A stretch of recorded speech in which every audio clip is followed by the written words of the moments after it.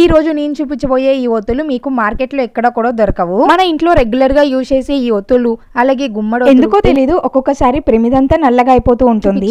ఇట్లాగా ఒత్తుల్ని తయారు చేసి పెట్టండి. 5 ఒత్తులు కలిపి ఒక్క గుమ్మడి ఒత్తుగా తయారు చేస్తున్నాను. చూడటానికి చాలా బాగుంటుంది. అలాగే మంచి సువాసన వస్తూ మంచిగా వెలుతురు కూడా వస్తుంది. దానికోసం మనకి మంచి దూది కావాలి. దూదిని తీసుకొని నేను చూపించినట్లుగా సాంబ్రాణి పుల్లకి పల్చగా పరుచుకుంటూ 2 చేతుల మధ్యలో ఇంచి రోల్ చేసి తీసాము అంటే చక్కగా మనకి ఒత్తు అనేది తయారైపోతుంది. ఆ తర్వాత ఇట్లాగా 2 వైపులా కూడా కర్పూరము, కొంచెం జవాది పౌడర్, వాటర్, కొంచెం కుంకుమ వేసి కలిపిన ఈ క్రీమ్ని 2 వైపులా కూడా పెట్టుకోవాలన్నమాట. ఇప్పుడైతే మనము ఒత్తుల్ని ఒకదాని మీద ఒకటి ఇట్లాగా రౌండ్గా పెట్టుకొని మధ్యలో కొంచెము దూదిని పెట్టుకొని ఇట్లాగా ఒక్క గుమ్మడి ఒత్తులాగా తయారు చేసుకోవాలి. ఇవి మీకు మార్కెట్లో ఎక్కడ కూడా దొరకవు. 5 ఒత్తులతో తయారు చేసిన ఈ గుమ్మడి ఒత్తు 5 దీపాలతో సమానం. దీపారాధన చేసే ముందు ఒక 5 నిమిషాలకి ఇట్లాగా నూనె వేసి నానబెట్టి ఆ తర్వాత దీపారాధన చేశారు అంటే చక్కగా వెలుగుతూ మనకి మంచి సువాసన వస్తుంది. వీటిని ఇంట్లో గుళ్ళో చక్కగా వెలిగించుకోవచ్చు. కనుక నచ్చితే లైక్ చేయండి.